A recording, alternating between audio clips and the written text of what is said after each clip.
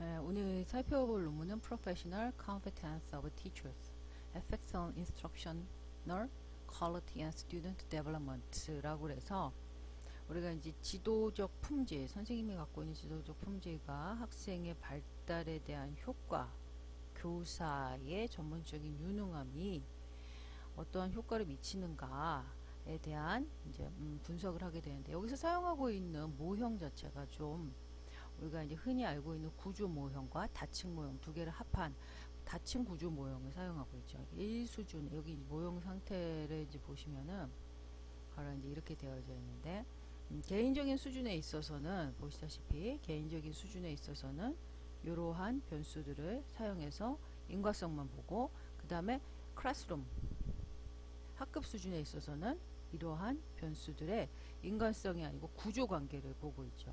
이렇게 단순하게 우리가 이제 다층 모형이라고만 하면은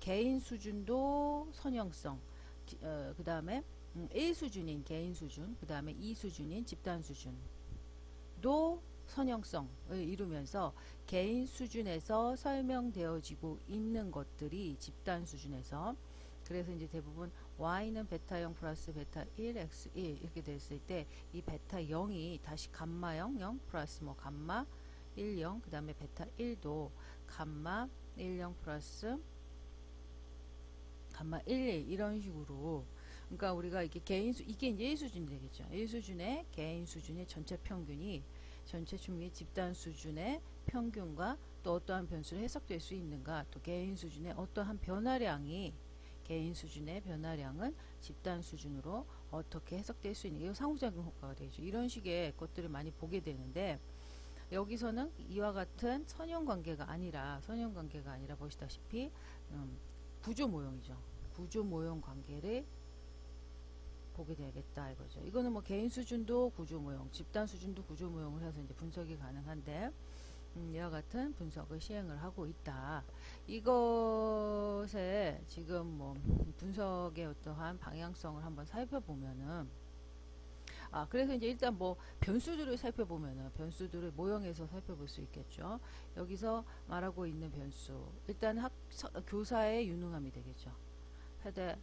pedagogical, content knowledge, constructiveness, belief, teacher sense, enthusiasm, adaptive self-regulation, 이런 4개의 변수가 이와 같은 instructional, 그러니까 지시적인 변수, 지도적 변수죠. 선생님이 교실에서 어떠한 실제적인 활동을 하고 학습을 하기 위해서 어떠한 환경을 갖추고 있고, 아이들은 어떤 지원을 하고 있으며 아이들의 인지를, 학생의 인지를 깨우기 위해서 어떻게 노력을 하고 있는가라고 하는 실제적인 방법론, 인스트럭션을 통해서 학생들의 성취도에 어떤 영향을 주는가, 혹은 학생의 수학적 흥미, 대학적 성취에 어떤 영향을 주는가를 이 수준에서 봤고, 1수준에서는 단순하게 그 전 학년도의 어떤 측정값이 바로 측정하고자 하는 그 년도에, 그 전년도가 실제 측정 연도에 어떤 영향을 주는가를 가정한 상태로 모형을 구성을 하게 됩니다. 분석 방법을 살펴보면은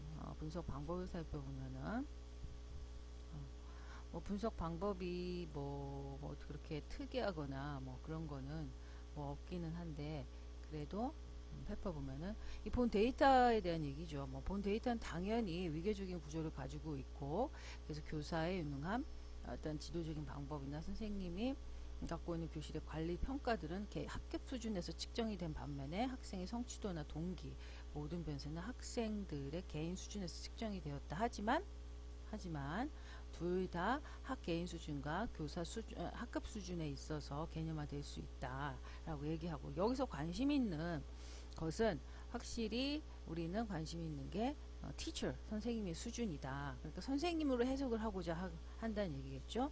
모든 변수는 개인 수준에서 측정된 모든 변수는 그렇지만 개인 수준과 그 학급 수준으로 동시에 모형화되었고, 그렇지만 결과는 학급 수준에 있어서만 해석을 하게 된다라는 이야기를 하고 있고, 그 다음에 이제 본 연구 문제를 다루기 위해서 제일 먼저 어쨌든 다층 구조 모형을 했는데, 제일 먼저 트래벨 메저먼트 모델로부터 시작을 한다. 얘는 모든 잠재 변수에 관해 상관관계를 자유롭게 가정을 한 측정 모형이 되겠죠. 일반적인 측정 모형으로 시작을 한다. 그래서 뭐 측정 모형으로 시작을 하는데 사실 그게 그 이제 측정 모형을 하기 위해서는 잠재 변수와 관측 변수가 있어야 되는데 관측 변수가 없는 변수도 당연히 있죠. 특히 학생의 학업 성적 같은 경우에는 이렇게 관측 변수가 다양하지 않은 다중 관측 변수 사용하지 않은 변수도 있다. 그런 것들은 뭐 그 단위의 변수를 가지고 있는 애들은 그 모형에서 빠질 수가 있겠죠. 혹은 모형에 집어넣을 때는 관측 변수의 그 오차항을 그 신뢰도 마이너스 1의 값을 그 개수 오차의 분산을 곱해서 실제로 그 측정 값의 측정 변수의 분산으로 곱했을 때 나온 값을 오차로 사용을 하게 되죠. 그러니까 예를 들어서 만족도가 하나의 문항으로 측정이 됐다. 그럼 이 만족도 평균과 당연히 이제 분산이 있을 것이고 신뢰도가 있겠죠. 신뢰도가 0.7이다. 0.7이면은 1-7은 0.3이고 이 만족도의 실제 분산이 뭐 예를 들어서 0.8이다. 그러면 0.8 곱하기 0.3 하면 0.24. 바로 0.24가 만족도의 오차 분산이 된다. 이런 식으로 이제 계산을 해서 사용을 할 수도 있다. 구조 모형에 들어갔을 때는 단일 관측 변수를 가진 잠재 변수로서 사용을 하게 된다. 자, 1단계 했던 게 측정 모형 구성했다는 얘기고 2단계에서는 이게 뭐냐면 2레벨 모델을 만든다. 지금 여기서 M2A에서 D까지의 모형을 만드는데 A, B, C, D 얘네들이 무엇을 얘기하냐 하면은 단별량 효과를 보고 싶다. 유능함에 대한 변수에 대한 단별량 효과를 보고 싶다. 그 얘기는 결국에는 이거죠. 얘네들만 가지고 얘네 하나 요거 하나의 효과 얘네는 보지 않고 이게 A 효과 얘는 B 효과 C 효과 D 효과 각각의 개별적인 효과만 보겠다라고 하는 게 스텝 2에 대한 얘기고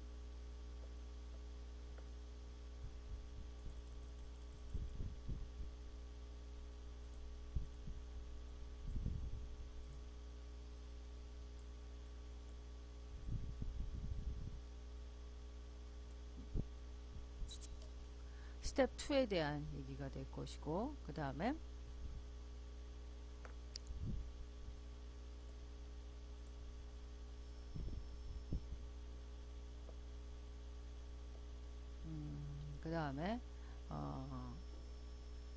그렇게 해서 바로 얘네들 변수에 대해서 모형을 보고 싶다.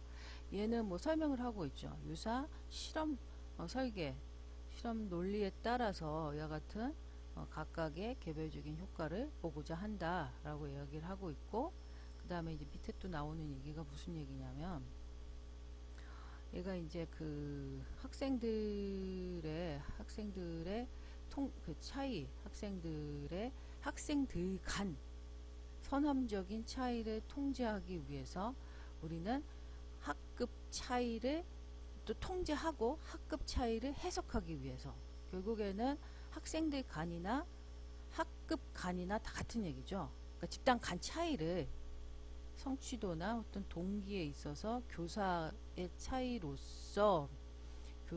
차이로서 교사의 차이라는 거는 결국에는 학생들 간 차이 그 다음에 그 학급 간 차이는 결국 교사의 차이 학생 성취도에 미치는 그런 차이를 해석하기 위해서 어떤 걸 투입을 했냐 하면은 바로 이전 변수를 투입했다는 얘기죠. 그래서 10차년도의 결과값으로 보면서 9차년도의 값을 선행 변수로 투입을 했고 그 다음에 스쿨 트랙 이게 이제 뭐 우리나라 의 어떤 학제가 아니라 이게 그 다른 나라 외국의 뭐 미국이나 뭐 유럽 쪽의 학제일 수도 있는 건데 스쿨 트랙이라고 해서 그 학교가 어떠한 뭐 예를 뭐 진로를 의 과정을 밟고 있는 학교 혹은 무슨 뭐 진학의 과정을 밟고 있는 학교 뭐 이런 식의 그런 과정을 이야기하는 거라서 그러한 특성을 가지고 있는 학교 변수도 지금 통계 변수를 투입을 했다라는 이야기가 여기 나오고 있는 거죠. 그래서 스쿨 트랙이나 이전 연도의 값들을 투입을 해서 2단계 개별 변수의 효과를 봤다라는 거고, 그 다음에 이제 3단계가 나오죠. 이 3단계에서는 모든 4개의 유능한 변수의 동시적인 효과를 봤다. 뭐 이렇게 이야기를 하고 있죠. 이 3단계 뭐 2단계 그 얘네들은 요 분석에서는 특이하게 사실은 매개 효과, 아까 전에 그 인스트럭셔널 교사가 학급에서 어떻게 실제로 인지 활성화시키기 위해서 노력을 하고 학급 환경이 어떤가, 관리를 어떻게 하는가 등시 매개하는 효과는 여기서 보고 있지 않고, 지금 앞에 2단계, 3단계에서는 뭐 블랙박스 모형이라고 그래서 매개 효과는 무시한 채로 이제 그 개별 효과들만 살펴봤다라고 하고 있고, 그 다음에 이제 4단계에서 우리가 이 모형을 확장해서 여기서부터 이제 매개 효과를 보았다. 뭐 이렇게 얘기하고 있죠. 그 다음에 마지막으로 최종적으로 우리가 이제 관심 있는 것은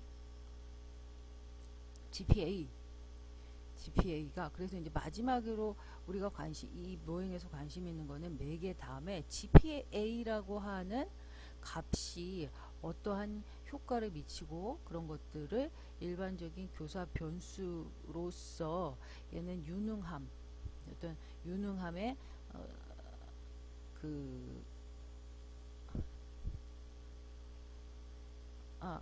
그게 아니고 여기서 GPA의 효과, 일반적 교사 변수로서 GPA와 그 다음에 요거죠. 유능함의 특성의 효과를 비교하고자 했다. 그렇게 되죠. 그래서 제일 먼저 단순히 GPA만을 독립변수로 사용을 했다는 얘기죠. Three instructional variables에게, 그러니까 그 instruction variables의 독립변수로 GPA 변수를 넣고, 그다음에 두 번째는 다시 결과 변수에 GPA가 영향을 주는 거, 그 다음에 세 번째는 모든 4개의 유능함 측면과 GPA가 동시에 인스트럭션이나 결과 변수에 영향을 주는 모형, 뭐 이런 식의 모형을 구성을 해서 마지막 분석을 했다라고 하는 거고, 그 다음에 이 분석을 하기 위해서 사용한 것은 이제 엠플러스라는 프로그램이었고, 거기서 사용한 이제 모형 적합도에 대한 얘기죠.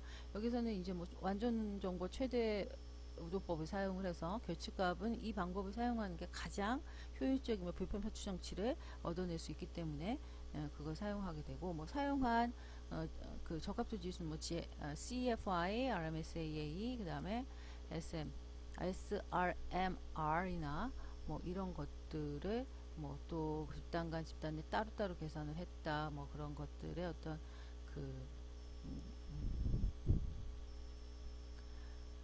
절단값들 같은 경우도 뭐 제시를 해주면서 어떻게 분석을 했는지에 대한 전반적인 이야기를 이제 하고 있죠.